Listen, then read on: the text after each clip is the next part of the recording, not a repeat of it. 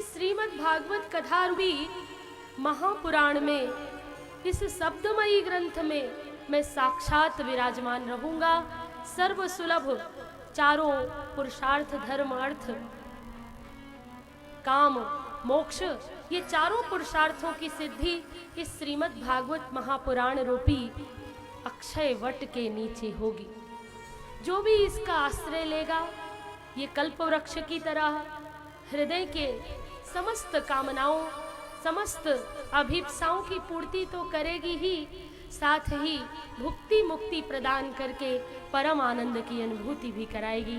तब कहा था, तेने अम्वांगमयी मूर्ति प्रत्यक्षा वर्तते हरे, सेवनात् श्रवणात् पाठात् दर्शनात् पापनाश।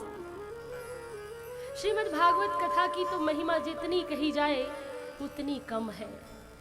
नेति नेति कह करके सब ग्रंथ, सब वक्ता प्रवक्ता हार गए। इतना ही नहीं, इतना ही नहीं, एक बार तो ब्रह्मलोक में तुला बांधी गई कि कौन सा ग्रंथ, ये 18 पुराण है, तो 18 पुराणों में से, एकादश उपनिषदों में से, कोटि कोटि उपग्रंथों में से, वेदों के 4 भाग, ऋग्वेद, यजुर्वेद, सामवेद, अथर्ववेद, इनकी तुलना तो नहीं, क्योंकि ये वेदों का सार सार है। जितने भी पुराण हैं उन सब से तुलना की गई। तो कहा गया श्रीमद् भागवत महापुराण कैसे मान लें कि ये सबसे बड़ा और सबसे उत्तम पुराण है। तो ब्रह्मलोक में तुला बंधन करके, तुला में एक तरफ सारे सदग्रंथ रखे गए और एक तरफ श्री भागवत महापुराण को रखा गया। तो भागवत महापुराण का ही पलड़ा भारी रहा तुला में बांधकर।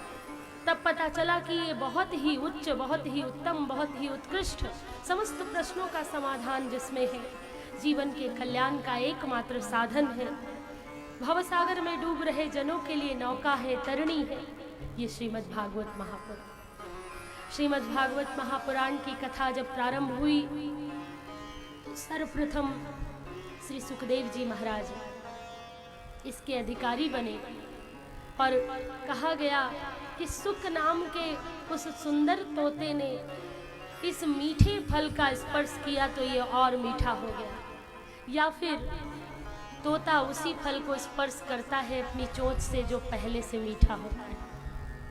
निगम कल्प तरोर गलितम फलम सुख मुखाद अमृत द्रव संयुतम। ये निगम वेद, निगम आगम पुराणों का ये सार है, ये पका हुआ फल है। निगम कल्प तरोर गलितम फलम सुख मुखाद अमृत द्रव संयुतम पिबत भागवतम रसमालयम मुहुर्हो रसिका भुवि भावुक। ये निगम कल्प तरोर गलितम फलम, ये वेदों का पका हुआ फल है। किसी विद्वान ने कहा कि जी ये तो ऐसा फल है जिसमें ना तो छिलका है ना गुठली है। तो ऐसा फल आपने कभी देखा? हमें जब कोई फल की बात करता है तो फलों के राजा आम की ही कल्पना आती है कि आम जैसा रहा होगा, आम्र फल जैसा मीठा सुस्वादु। तो कहा नहीं जी नहीं, ये ऐसा फल है जिसमें ना तो गुठली है ना तो छिलका है, सिर्फ रस ही रस है। रसो वैसा परमात्मा का स्वरूप है। ठाकुर जी का स्वरूप क्या है? रसो वैसा, वो रस की तरह है। जब आपको आनंद की अनुभूति होती है तो कुछ रसायन घुल जाता है। जब आपको बहुत भूख लगी हो और आपकी इच्छा अनुसार स्वादिष्ट भोजन मिल जाए तो कोई रस घुल जाता है। आपके कानों में कोई आपकी तारीफ कर जाए कि बहन जी बहुत अच्छा भोजन बना था, बड़ी सेवा की आपने, आप बहुत प्यारी हो, तो मन में कुछ रसायन घुल जाता है। वो रस जब घुलता है तो आनंद की अनुभूति होती है। वही रस है श्रीमद् भागवत महापुराण। अरे थोड़े थोड़े रस जो सट रस है, मीठा, तीखा, कसैला, कड़वा, ये जो सट रस है, ये इन रसों में से सबसे बेहतर जो रस है, जिसकी कोई तुलना नहीं है, वो है कथामृत का रस। ऐसा रसायन जिसे कंठ से नहीं पीना है, कानों से पीना है। निगम कल्प तरोर गलितम फलम सुख मुखाद अमृत द्रव संयुतम। ये सुख रूपी, ये निगम वेदों का, पुराणों का पका हुआ फल और निगम का पका हुआ फल तो है ही है, गुठली छिलका है नहीं, अर्थात कुछ भी त्याग करने योग्य नहीं है। जो भी है वो सब ग्रहण करना है, कुछ भी नहीं छोड़ने योग्य है। सुख मुखाद अमृत द्रव संयुतम, ये सुख के मुख का स्पर्श पा करके और मीठा हो गया, अमृत द्रव से और भर गया। पिबत भागवतम रसमालयम, और किसको पीना चाहिए इस भागवत रूपी रस को? कैसे पीना चाहिए? तो कानों से पीना चाहिए। जब कानों में मिश्री घुलती है तो फिर अंदर कुछ अनुभूति होती है।